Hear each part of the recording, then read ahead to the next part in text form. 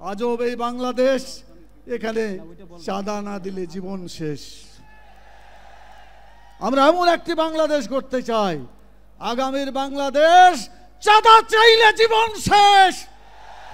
পাকিস্তানের 24 বছর আর বাংলাদেশের 54 বছর যোগ করলে হয় 78 বছর।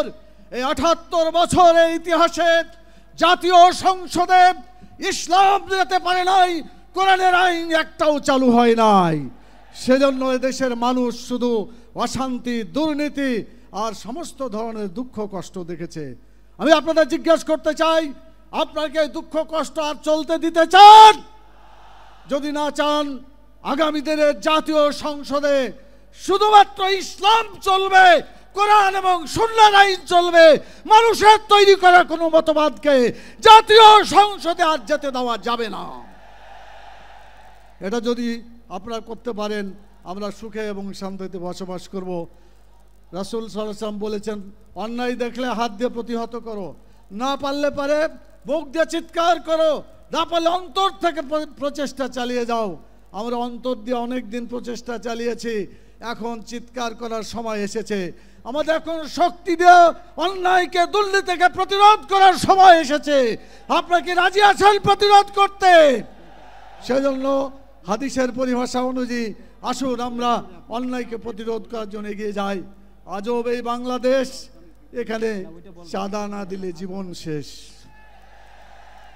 আমরা এমন একটি বাংলাদেশ করতে চাই, আগামীর বাংলাদেশ চাঁদা চাইলে জীবন শেষ। এই আইন চালু করতে হবে, তাহলে চাঁদা বন্ধ হয়ে যাবে। ঘুষ মানুষের দুর্নীতির অন্যতম উৎস। রাসূল সাল্লাল্লাহু আলাইহি ওয়াসাল্লাম বলছেন, ঘুষ যে দেয়, ঘুষ যে নেয়, উভয় জাহান্নামে। এই জাহান্নামের হাত থেকে বাঁচানোর জন্য যারা এই ঘুষ চাইবে, তার জবাব হচ্ছে, ঘুষ চাইলে মারবেন ঘুষি, জনগণ হবে খুশি। আপনারা কি পারবেন? ঘুষ চাইলে ঘুষি মারতে পারবেন? তাহলে ওই হাত দিয়ে, শক্তি দিয়ে প্রতিরোধ করা হবে। তবে আমরা বিশ্বাস করি আইনসম্মতভাবে, রাষ্ট্রীয়ভাবে আল্লাহর আইন চালু হবে।